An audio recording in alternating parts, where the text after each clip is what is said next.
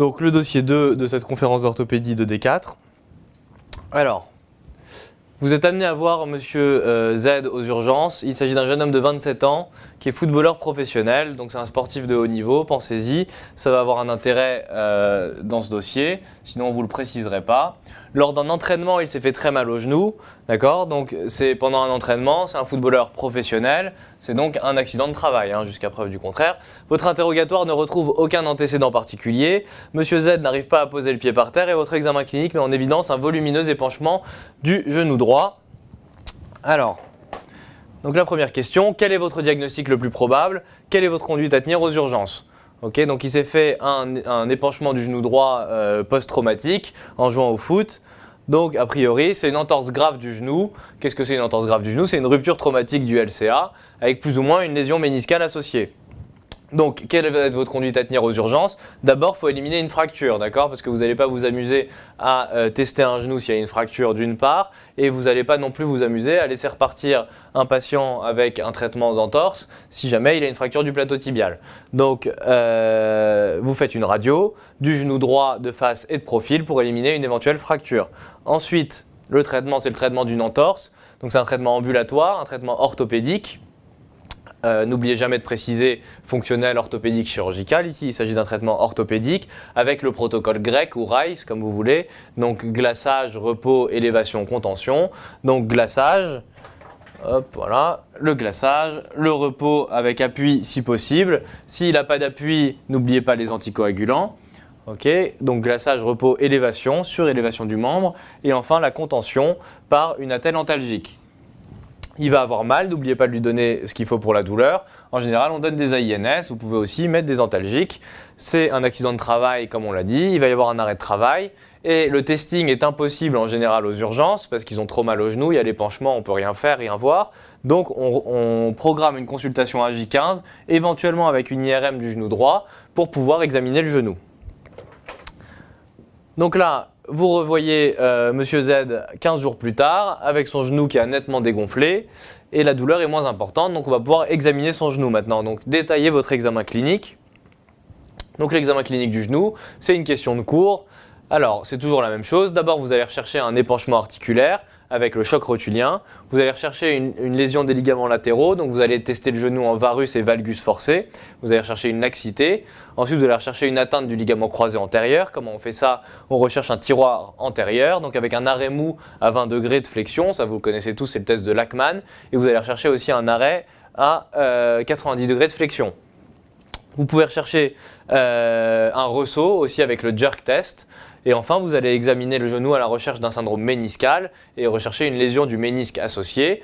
Donc vous allez d'une part rechercher des douleurs au niveau de l'interligne articulaire qui seront en faveur d'une atteinte méniscale et faire le grinding test. Vous mettez le patient en décubitus ventral, vous lui soulevez la jambe à 90 degrés et puis vous tournez en appuyant. Et si ça provoque des douleurs, c'est que, en prenant le pied à pleine main, et si ça provoque des douleurs, c'est qu'il y a une atteinte méniscale associée très probablement.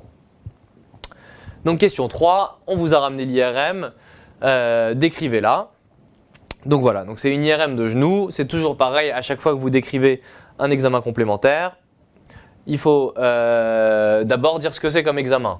Donc ici c'est une IRM de genou droit.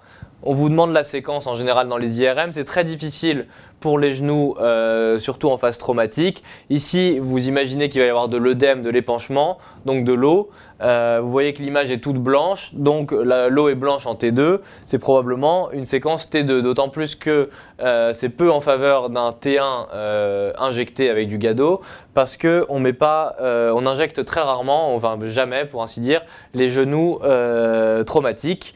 Ensuite, c'est probablement pas une séquence FATSAT, parce que vous voyez que la graisse est blanche. Donc parce que la graisse c'est plutôt hyper T1, hyper T2 et ici c'est le cas, donc c'est probablement pas une FATSAT. Je pense qu'on vous embêtera jamais avec ça à l'internat, c'est pour ça qu'on n'a pas mis de point ici sur la partie séquence T2. Donc retenez que c'est une IRM du genou droit. Pour les autres IRM en général, n'oubliez pas de préciser la séquence, n'oubliez pas de préciser non plus la coupe, ici c'est évidemment une coupe sagittale. Donc vous décrivez cette IRM, vous avez vu qu'il y avait un hypersignal T2, parce qu'on est probablement en T2, qui était hétérogène au niveau supposé du ligament croisé antérieur, et qu'en revanche le pied du ligament croisé postérieur qu'on voyait aussi sur l'IRM est lui d'aspect sain. Donc c'est en faveur du diagnostic qu'on avait fait initialement d'entorse grave, avec une rupture complète du ligament croisé antérieur, sans atteinte du ligament croisé postérieur. Ne parlez pas ici de problème méniscal, on ne les voit pas, on ne peut pas conclure quoi que ce soit. Donc quel est votre traitement? Ici on vous demande la prise en charge d'une entorse grave du genou une fois la phase aiguë passée. Donc c'est un traitement fonctionnel cette fois, symptomatique, puis avec de la rééducation par un kinésithérapeute. Donc la kiné, il y a une conférence de consensus là-dessus, donc je pense qu'il faut avoir des notions un petit peu de cette kiné. Ça va être la contraction des muscles ischio-jambiers et des quadriceps. D'accord? Ça va être d'abord une contraction statique, puis ensuite des mouvements dynamiques à vitesse lente, okay, pour stabiliser le genou. Donc pour stabiliser le genou, vous allez contrôler la stabilité du membre inférieur avec des exercices en décharge, puis en charge, et avec une reprogrammation neuromusculaire. Voilà. Dans un deuxième temps, ici il s'agit d'un homme jeune qui est sportif de haut niveau, c'est donc une indication parfaite à un traitement chirurgical. Voilà, donc une ligamentoplastie devant le terrain, homme jeune sportif de haut niveau. Voilà, donc il revient vous voir à 3 mois, il a fait le traitement symptomatique fonctionnel avec des antalgiques, avec la kiné, et il se plaint de dérobement de son genou. Donc il est victime d'instabilité associée à des épisodes de blocage aigu rendant impossible l'extension complète de son genou droit. D'accord, donc les dérobements, c'est une instabilité, c'est compatible avec une lésion du ligament croisé antérieur. En revanche, les épisodes de blocage aigu et qui rendent impossible l'extension complète du genou, c'est pas du tout en faveur d'une atteinte du ligament croisé, c'est en revanche en faveur d'une atteinte du ménisque associé. Donc il y a ici un syndrome méniscal, il y a donc une lésion méniscale associée à la rupture du LCA. Et comment on confirme ça? On confirme ça par une nouvelle IRM du genou droit. Voilà. On vous demandait le traitement à ce stade-là. Pas du tout. Donc votre diagnostic est confirmé, donc il y a bien une lésion méniscale associée. Quelle est votre prise en charge? Donc là, ça va être le traitement d'une entorse grave avec une rupture du ligament croisé associée à une lésion méniscale. Donc quelle est la prise en charge? C'est un traitement chirurgical. Donc le traitement chirurgical, il va falloir voir d'abord l'anesthésiste. Il va se faire au bloc opératoire, sous anesthésie et asepsie stricte. Vous n'avez pas à savoir si c'est sous ALR, AG, donc retenez sous anesthésie. Ce sera une arthroscopie du genou. On va traiter le ligament croisé par une ligamentoplastie et ensuite on va réparer le ménisque. Le but est d'être le plus conservateur possible. Donc on fera une suture méniscale si c'est possible, sinon une ménisectomie. Mais le but est d'être le plus conservateur possible. Ensuite, on va débuter la rééducation, qui est une partie très importante du traitement. Vous voyez que c'est toujours les mêmes mots dans le même ordre. Un traitement chirurgical, ensuite on passe à la rééducation, ensuite n'oubliez pas l'anticoagulant et la surveillance, et enfin les mesures sociales. Donc la réparation méniscale, on en a parlé, la rééducation par un kinésithérapeute avec une mobilisation précoce. Sauf si on a fait une suture méniscale, à ce moment-là c'est fragile et donc l'appui ne sera pas immédiat, on retardera un peu la reprise de l'appui. Les HBPM, si jamais il y a une suture méniscale, parce qu'il n'aura pas l'appui immédiat, sinon c'est non systématique et ça ne doit jamais dépasser 15 jours. C'est en fonction du terrain, mais ça c'est pas à vous de décider. Pensez à parler des HBPM, expliquez dans quel cas on les met, mais ne vous avancez pas plus que ça. À chaque fois qu'on fait un traitement, n'oubliez pas la surveillance et enfin on termine par les mesures sociales. Ici c'est un accident de travail, donc n'oubliez pas d'en reparler à chaque question. Il a peur de se faire opérer, ce qui est compréhensible, il veut connaître les risques pour son genou s'il ne se fait pas opérer. Donc quels sont les risques excusez-moi, d'évolution après un ligament croisé rompu associé à une lésion méniscale si on n'opère pas?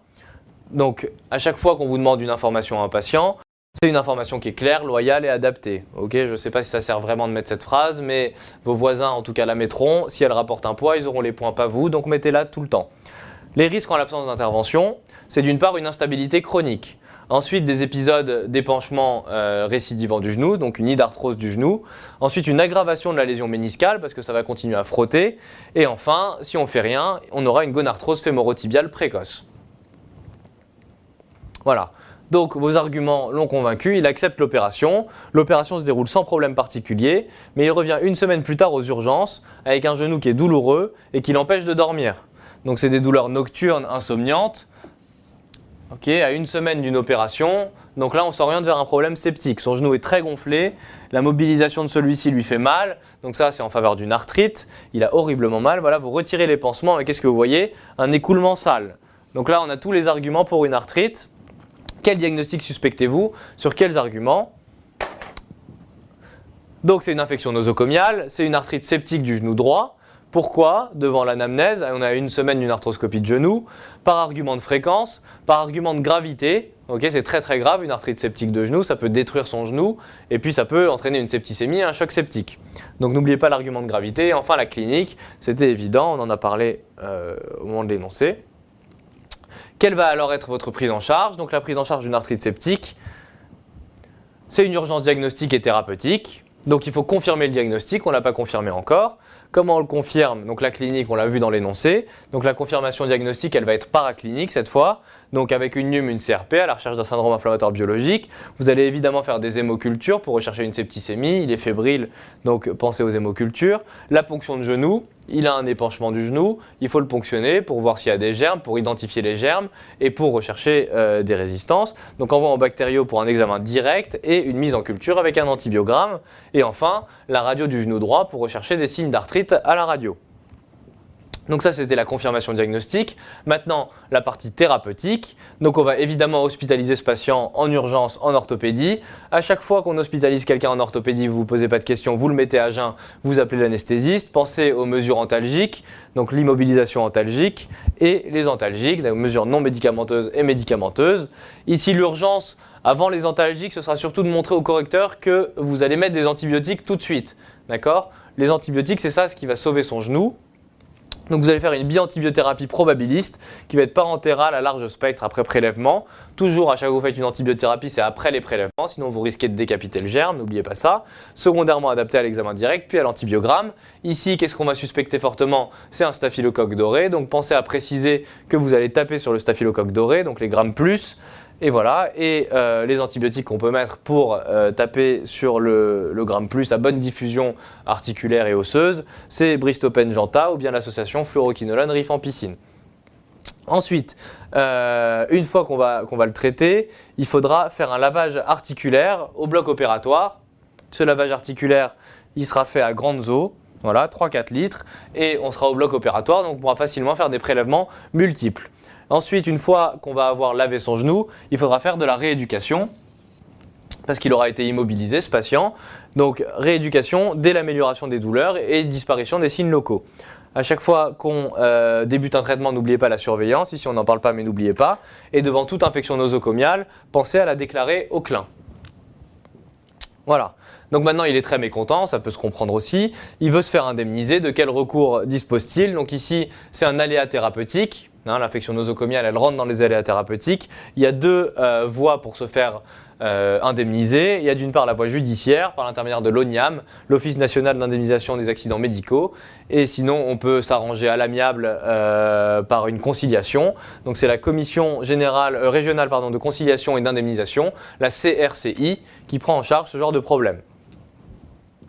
Voilà, donc l'infection nosocomiale en orthopédie, il faut y penser systématiquement, d'accord? C'est la hantise des orthopédistes. Le délai, c'est 30 jours et ça peut dépasser 1 an si jamais on a posé du matériel, donc notamment les prothèses. Tout syndrome inflammatoire local, avec ou sans fièvre, d'accord? Le syndrome inflammatoire local en post-opératoire, ça suffit à être une infection jusqu'à la preuve du contraire. Il faut distinguer les infections précoces des infections tardives, les infections post-op précoces des infections tardives, donc en fonction de si c'est survenu à moins de 3 semaines ou à plus de 3 semaines de l'opération. Pourquoi on les distingue? Parce que le traitement ne sera pas exactement identique. À moins de 3 semaines, on n'enlèvera pas le matériel. À plus de 3 semaines, on considérera que le matériel est infecté et que le laver ne changera rien du tout et il faudra l'enlever. Éventuellement, on reposera le matériel dans un deuxième temps, une fois guérison de l'infection. Voilà, donc repose du matériel dans un deuxième temps. Et à chaque fois qu'on traite une arthrite, une infection osseuse septique, c'est une biantibiothérapie qui va être prolongée.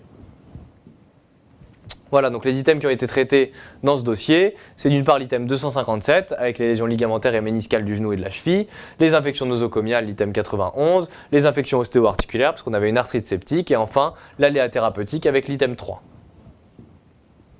Voilà, c'est tout pour ce dossier.